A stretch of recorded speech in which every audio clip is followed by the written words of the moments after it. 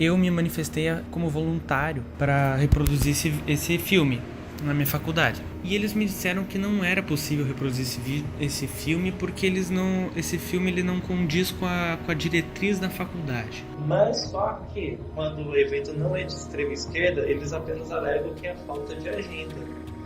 Tinha um professor que ele era responsável por esses agendamentos, mas aí, como já tivemos alguns problemas, passando outros filmes que não são da pauta da esquerda, o professor tem sido perseguido o tempo inteiro e hoje ele se encontra impossibilitado de agendar.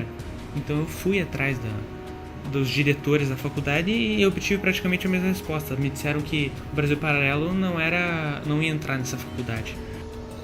Recebemos informações que esses professores receberam represálias da parte da própria diretoria.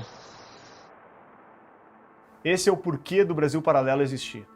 As nossas produções já levaram informação para mais de 20 milhões de brasileiros, que agora carregam um pouco mais de Brasil dentro de si. O filme que você está prestes a assistir é o resultado do nosso esforço para enfrentar um dos períodos mais conturbados da nossa história.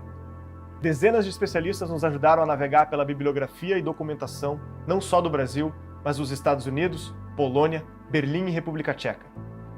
Hoje é o dia que entregamos todo esse conteúdo para você assistir, compartilhar e criticar. Nunca esqueça, nós não recebemos dinheiro público. Você é quem financia esse projeto. A busca pela verdade depende do seu engajamento.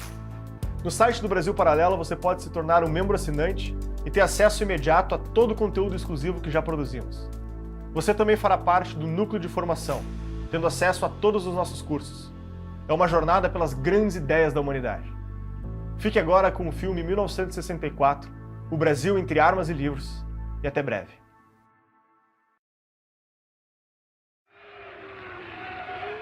Sob a nossa responsabilidade, a população do Brasil, o povo, a ordem. Assim sendo, declaro vaga a presidência da República. Pela emancipação econômica, pela justiça social e ao lado do povo, pelo progresso do Brasil.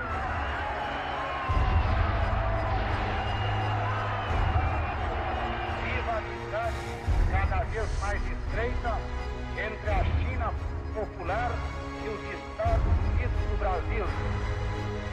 A segurança de que o remédio para os malefícios da extrema esquerda não será o nascimento de uma direita reacionária.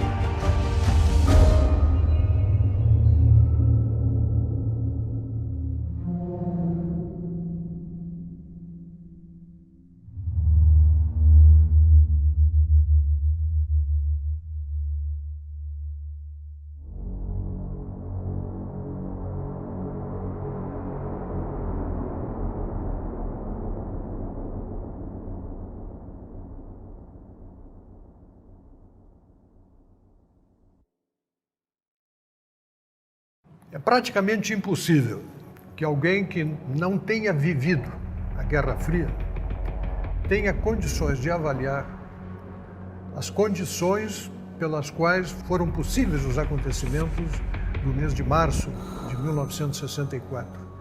porque o cenário mundial era completamente diferente do cenário de hoje. O ambiente social era completamente diferente. As tensões sob as quais se vivia naquele período. Durante a segunda metade do século XX, as duas maiores potências mundiais se enfrentaram sem confronto direto: a Guerra Fria. Depois de 6 anos da Segunda Guerra Mundial, 60 milhões de mortes arrasaram a Europa.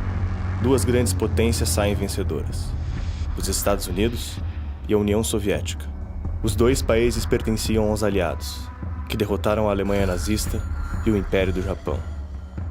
Mas, olha, tão logo terminou, se armou a confusão, porque entre os vencedores estavam dois inimigos figadais, que eram os Estados Unidos e a União Soviética. Eles se enfrentavam em tudo e passaram a se enfrentar com muito mais intensidade. A União das Repúblicas Socialistas Soviéticas era resultado do avanço da Rússia comunista e já dominava 15 países. E continua tomando a Europa e o que mais ele podia, e todos os países balcânicos. Assaltos a bancos e agitações nos quartéis do exército imperial russo. A revolução assassina brutalmente a família imperial Romanov para implementar uma ditadura que tinha Lenin como deus e Stalin e Trotsky como papas vermelhos. Os soviéticos desenvolvem um plano para conquistar o mundo e implantar o comunismo em todos os países. O reino do terror vermelho se espalha nas décadas seguintes. O Holodomor e os gulags são alguns dos genocídios que resultam das ditaduras totalitárias. A doutrina iniciada por Lenin é levada adiante por Stalin. Ainda não tinha essa visão de abrir os arquivos de Moscou, saber o que era comunismo, saber o que era um gulag, saber o que era Holodomor, como nós sabemos hoje. Do outro lado do mundo, o Ocidente. Os Estados Unidos da América construíram uma democracia liberal baseada na sociedade de mercado e dos valores cristãos. A maior indústria e maior economia do mundo, é também o único país a ter armas nucleares, sendo a força imprescindível que derrotou os nazistas. Os Estados Unidos surgem no pós-guerra na liderança do Ocidente. Para reativar a economia dos países europeus devastados, os americanos propõem o Plano Marshall, oferecendo empréstimos a juros baixos. Então todo o ouro migrou para os Estados Unidos. Fazia sentido que os Estados Unidos virassem, então, o centro, a referência mundial de reservas e de moeda. E foi isso que aconteceu. Com o término da Segunda Guerra Mundial se aproximando, Franklin Roosevelt, Winston Churchill e Joseph Stalin se reúnem na Conferência de Alta para discutir as fronteiras da Europa, depois da devastação nazista. Churchill deixa claro sua intenção de que eleições livres ocorram nos países do centro e do leste europeu, especialmente na Polônia i na Czechoslovakia. Po wojnie mało kto, albo nie było ich dużo, sobie zdawał sprawę z tego, że Sowieci nie przynieśli nam wolność, ale zniewolenie. I komuniści w tym pierwszym okresie powojennym cieszyli się wielkim zaufaniem społecznym, które nadużyli, wykorzystali do tego, żeby wprowadzić dyktaturę proletariatu, jak się to nazywało, ale chodzi o dyktaturę jednej partii politycznej i właściwie stłamszenie wszelkich praw obywatelskich. Apesar de assinar o pacto com Churchill e Roosevelt, Stalin tem outros planos que ficaram claros ao enviar tropas à Polônia para eliminar toda a oposição ao Partido Comunista, estabelecendo um governo pró-soviético. Invasões militares soviéticas aconteceram nesse período também na Bulgária, Tchecoslováquia, Romênia e Hungria, todos com ditadores que respondiam direto a Moscou. O primeiro objeto de preocupação dele era a Mother Russia, né? Era o crescimento orgânico da Rússia em direção das repúblicas próximas, vizinhas, né, fronteiriças, para espalhar ali o seu ideário comunista, porque ali ele podia exercer controle direto. Foi Winston Churchill o primeiro a falar da cortina de ferro, ao se referir à invasão e controle da União Soviética sobre os países do centro e leste europeu. O comunismo na Europa só existiu onde o Exército Vermelho pisou. Não há exemplo de país comunista que tivesse escolhido ser comunista. Foram obrigados a ser comunistas pela conquista do Exército Vermelho. A Alemanha aceita o empréstimo proposto pelos americanos